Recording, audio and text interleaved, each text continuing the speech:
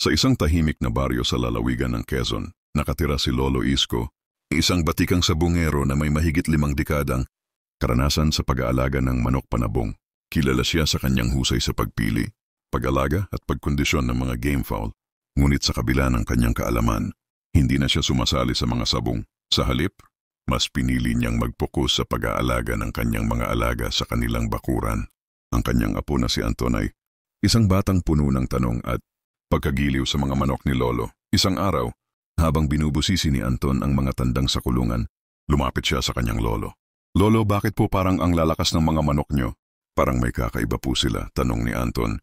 Napangiti si Lolo Isko at sumagot, "Iyan ang sekreto ng tamang pag-aalaga, Anton. Pero higit pa riyan, may kwento ang bawat isa sa kanila." Isang gabi, habang nakaupo sila sa harap ng maliit na bonfire sa kanilang bakuran, sinimulan ni Lolo Isko ang kanyang kwento. "Noong kabataan ko, may isang matandang sabungero na nagngangalang Mang Ambo. Siya ang nagturo sa akin ng lahat nang nalalaman ko tungkol sa mga game fowl." Ipinakita ni Lolo Isko kay Anton ang isang tandang na may matingkad na pulang balahibo at puting buntot. "Ito ang lahi ng mga Gilmore Hatch," sabi niya. "Mula ito sa mga linyang dinala ni Mang Ambo noong dekada 70, malalakas ang mga katawan nila, matatag sa laban at may matinding tapang. Pero higit sa lahat may disiplina sila." Ipinakita naman niya ang isang kulay, gintong manok na may mahahabang binti at matulis na tuka. "Ito naman ang sweater na minana ko kay Mang Ambo. Mabilis ito, magaling umiwas at marunong maghintay ng tamang pagkakataon para umatake." Lolo, paano po niyo sila napapanatiling malakas at magaling?" tanong ni Anton. "Anton," sabi ni Lolo Isko, "hindi sapat ang basta pakain lang o pagpapakondisyon. Dapat mong unawain ang ugali ng bawat isa sa kanila." Ipinakita niya ang kanyang pang-araw-araw na gawain. 1. Tamang nutrisyon. Gumagamit si Lolo Isko ng balansing pagkain, mais, sorghum at kaunting damo para sa fiber. Tuwing umaga, pinapainom niya ang mga manok ng malinis na tubig na may kaunting honey para sa enerhiya. Inehersisyo. Araw-araw ay may takdang oras ang bawat tandang para makalakad sa maliit na training ground.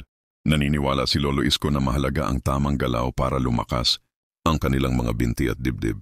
3. Pahinga at siklo ng pagpapatuka mahigpit. Siyang sumusunod sa oras ng pagpapakain at pagpapahinga.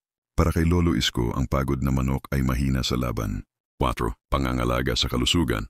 Gumagamit siya ng mga halamang gamot tulad ng oregano para sa resistensya at luya para sa tibay ng katawan.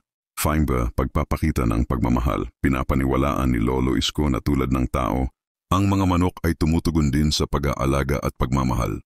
Lagi niyang kinakausap ang mga ito at tinatrato silang bahagi ng kanyang pamilya. Minsan dumating ang araw na may isang tandang na nanghina at ayaw kumain. Nag-alala si Anton at tinanong ang kanyang lolo kung ano ang gagawin. "Apo," sabi ni Lolo Isko, "alamin mo muna kung bakit siya nanghihina. Huwag ka munang magmadali."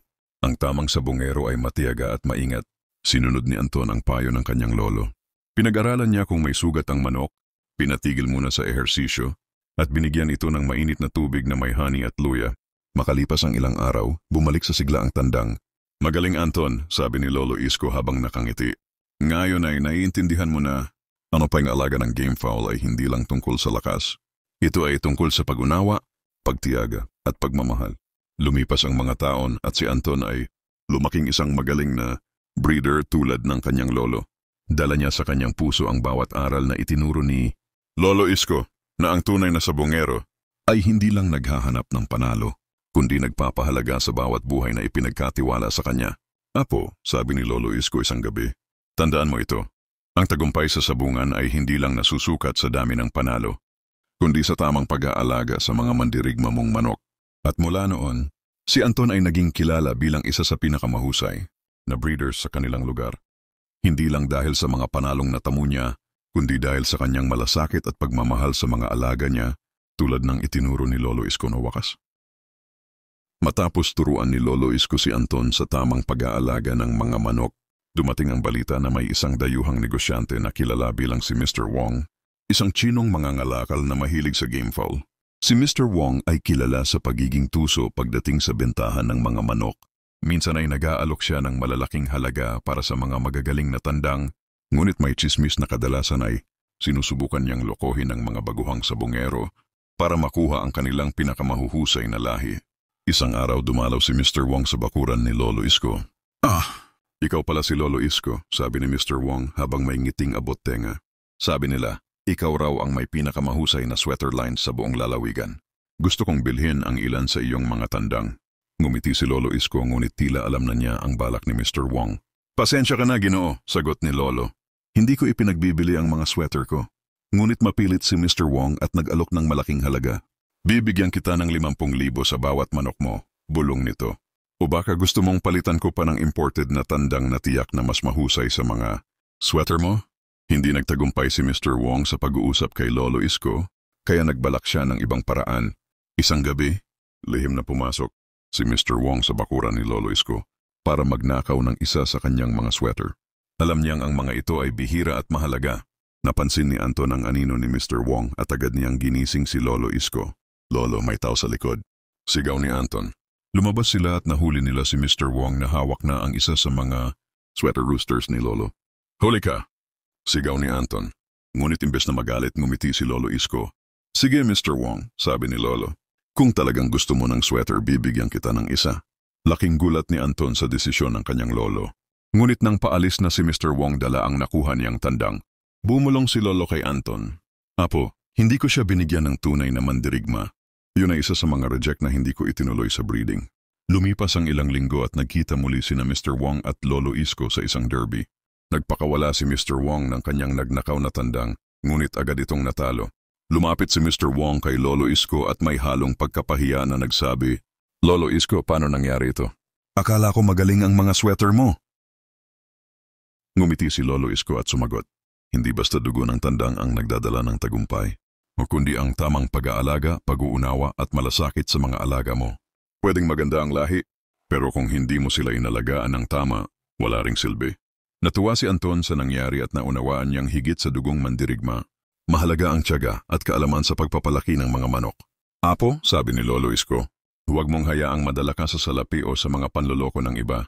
Tandaan mo na mas mahalaga ang sipag, tiyaga, at tamang pangangalaga sa bawat bagay na iyong pinahahalagahan.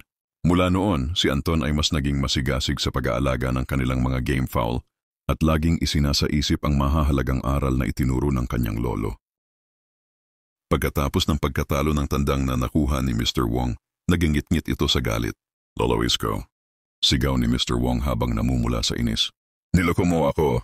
Akala ko ba sweater line ang manok na binigay mo? Sweater nga iyon, sagot ni Lolo Isko ng may ngiti. Pero tandaan mo, hindi lang dugo ang batayan ng tagumpay sa sabungan, mahalaga rin ang tamang pag-aalaga at pagmamalasakit sa mga alaga mo. Ngunit hindi pa rin matahimik si Mr. Wong. Hindi pa tayo tapos. Balang araw maghaharap pa rin tayo sa ruweda. Sigaw nito bago umalis ng padabog. Makalipas ang ilang buwan, bumalik si Mr. Wong sa baryo. Ngunit ngayon ay may dala siyang malaking grupo ng mga sabungero mula sa Maynila, mayayaman at kilalang mahilig sa pustahan. Ipinagmamalaki nilang magpapalaban sila ng mga imported na tandang sa isang malaking derby sa bayan. Gusto kong makalaban ang mga tandang mo, Lolo Isko, sigaw ni Mr. Wong sa harap ng mga tao. Tingnan natin kung may ibubuga pa yung mga sweater mo. Si Anton ay nag-aalala. Lolo, paano natin kakayanin ito? Malaki po ang pusta nila, baka wala tayong panlaban. Ngunit ngumiti si Lolo Isko. May paraan yan, Apo. Kinabukasan dumating si Mang Nestor, isang dating seaman na matagal, ng tagahanga ni Lolo Isko. Dala niya ang ipon mula sa maraming taon sa barko at inalok na siya ang mag-finance sa laban. Lolo Isko, sabi ni Mang Nestor, panahon na para ipakita mo sa kanila na hindi lang pera ang puhunan sa tagumpay, kundi tamang pag-aalaga, tiyaga at malasakit.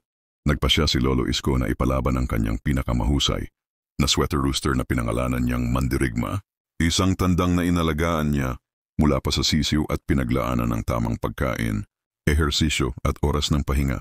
Dumating ang araw ng derby. Puno ang sabungan ng mga tao.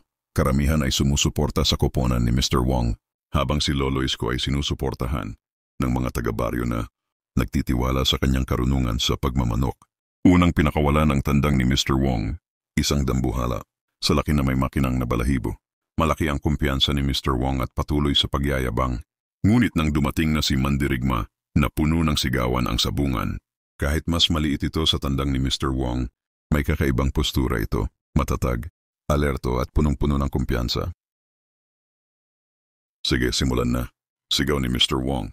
Sa unang salpukan pa lang, mabilis na nagmaniobra si Mandirigma. Mabilis. Siyang umilag at tinamaan ng malakas na palo sa dibdib ang tandang ni Mr. Wong. Muling sumugod ang tandang ni Mr. Wong. Ngunit sa bawat hakbang ay tila laging may sagot si Mandirigma. Lundag, iwas at pagkatapos ay isang matulis na palo sa leeg. Pagkatapos ng ilang segundo, bumagsak ang tandang ni Mr. Wong. Talo siya sa laban. Nagpalakpakan ng mga tao habang si Mr. Wong ay nakatungo sa kahihiyan. Matapos ang laban, lumapit si Mr. Wong kay Lolo Isko. Sa pagkakataong ito, wala na ang kanyang kayabangan. Lolo Isko, sabi niya ng may paggalang. Ngayon ko lang naintindihan, ang tagumpay ay hindi lang sa mahal na tandang o malalaking pusta, nasa sipag, tiyaga at tamang pag-aalaga. Ngumiti si Lolo Isko at hinawakan sa balikat si Mr. Wong. Tandaan mo ito, Mr. Wong, sabi niya. Ang tunay na sabungero ay hindi lang basta naghahanap ng panalo, pinapahalagahan niya ang buhay ng kanyang mga alaga at iginagalang ang kanyang mga kalaban. Lumipas ang mga taon at si Anton ay lumaking isa sa mga pinakakilalang breeders sa kanilang lugar. Kilala hindi lang dahil sa kanyang magagaling na sweater bloodlines, kundi dahil sa kanyang dedikasyon, malasakit, at pagmamahal sa kanyang mga alaga. At sa bawat tandang na inaalagaan niya, palagi niyang naaalala ang mga salitang binitawan ni Lolo Isko. Ang tagumpay ay bunga ng sipag, tiyaga at pagmamalasakit sa mga alaga mo. Wakas.